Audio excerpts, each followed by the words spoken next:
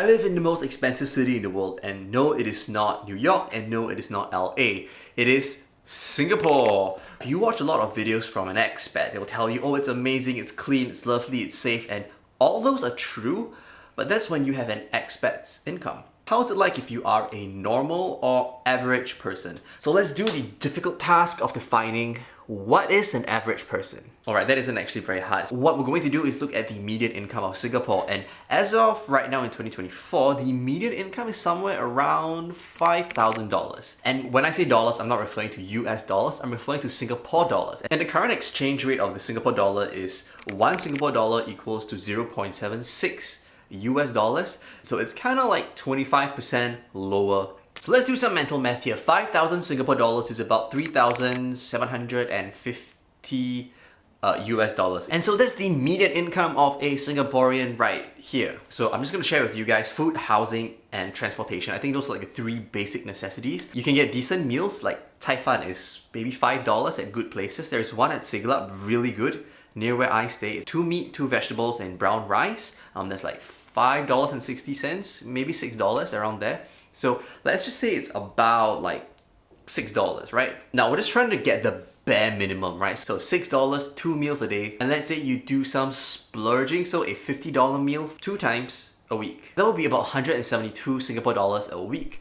And I would say this on the low side, but with that amount, you could get you through. Now, these are very conservative numbers, and because let's say maybe you are like me and you care a little bit more about housing. So a 1,000 square foot apartment / HDB home in Singapore is about $600,000, and that means you need $150,000 in down payment. Now, you have $80,000 from the government as a grant if it's the first time that you're buying a home, and another $20,000 if you're buying close to your family. And so the $150,000 payment is now about $50,000, and with CPF, which is Singapore's version of a forced savings, you will need about $20,000 to $40,000 in cash. And if you're the average person, $5,000 a month, you probably need about 2 to 3 years to save that up. And the monthly expense for that home will be about $2,042 a month. And next, let's cover transport. So a $128 pass will let you use the bus and the MRT for the entire month.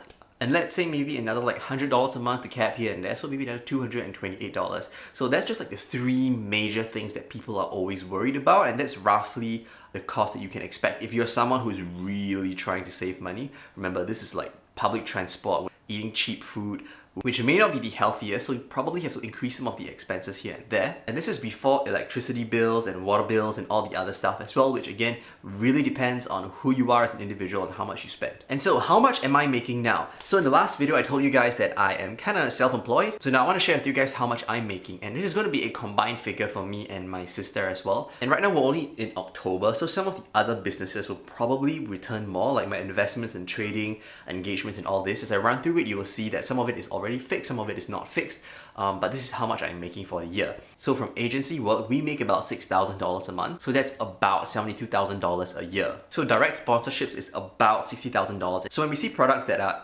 potentially useful, we do work with brands to talk about their product.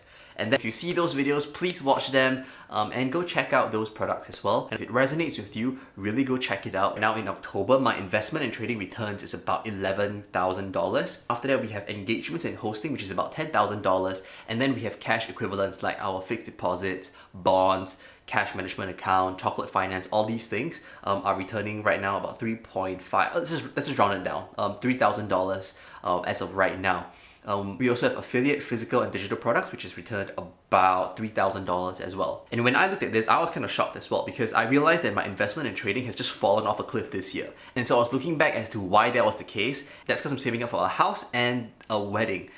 And let me tell you, that is really expensive. And I need the cash on hand. I can't afford a 20 to 30% drawdown on my investments when I plan to buy a house and I plan for a wedding, which is why right now a lot of our money is in cash equivalents, yielding about 4 to 5%. And the bulk of the money that is coming in is through jobs, right? Like agency work, sponsorship works. And when people want to work with us, it's a job, we get paid, and that's where the bulk of the money is coming at the moment. And when it comes to investment and trading, we make $11,000. On one hand, it may seem small, but on the other hand, I don't want to belittle it as well. Remember, like whenever I'm creating these videos and whenever I'm thinking about how different people view money, I'm just gonna assume, and the person that I'm talking to through this camera is someone who is right in the middle, right? median income, $5,000 a month. Being able to make $11,000 in cash is 2 months worth of pay that I'm able to make this year. And that could have bought someone a lot of time. Like, I don't look at the $11,000 and think, oh, it's small. I did make a lot more in the last few years, but right now, this $11,000 that I made, it's almost 2 months worth of work for someone. And so I don't want to make it sound like $11,000 isn't a lot, it is still something. If you don't have the same amount of money as me, the trade that I do and the investments that I do, you can just scale it down. So I may be making 11,000, maybe for you, it's half, so closer to 6,000. And if you are at a place of your life where you have more capital, then maybe you'll make double. It'll be 22,000 instead. But I think going through all this kind of shows you what is important. Trying to invest as the sole way to increase their income exponentially. But to be honest, that's really, really hard. It's very easy to trade your way to increase your income, but it's very hard for you to rely solely on investments because it's a percentage return. Growing at 9% a year, if you only have $10 a month to invest, it is not going to become life-changing money. So really figuring out how to increase your income first, that's going to be important. And then keep your investment and trading skills going so that when the time happens and when you have capital free, you can start investing and you can make a decent chunk of money. So I hope from this you can kind of see that learning how to increase your income is going to be important, right? You can see this like 40-40-20 split where like 40% of our income comes from agency, 40% comes from direct sponsorships, and 20% comes from trading and other side hustles. Like, this is how we kind of diversified our income, and if I ever need to, I can even take on another job to increase my income even further. Now, I've almost saved up for my house, so I'm going to be focusing a little bit more on trading again because I feel like that's the best way to grow your portfolio, because investing really takes a long time and you need patience for it. My style of trading is swing trading, and I just create some videos that talked about my recent entry and it's doing well. So I hope that you guys are on board with that as well. Yeah, so follow me along if you want to see more of my trade ideas that is coming. Remember that I'm not a guru, I'm just a guy on the internet, and we're just here to share things because we're interested in them. And the idea of creating videos and using our platform to start an agency is just hella interesting as well. Not many people are doing it. But this whole like self-employed entrepreneurship journey is its a whole different ball game. But what I really hope to be able to do one day is to build up enough capital to buy my house, get married, but after that, it's really to invest and trade. I talk about it and I let you guys know, right? Like the McClellan Oscillator, the Hilo Index, the VIX, the put-to-call ratio. I've done tons of research and discovered that these are ways and proxies for me to invest into the market and be profitable. So everyone's gonna have their own journey, and I hope you guys found this interesting. Still trying to get this whole YouTube thing done.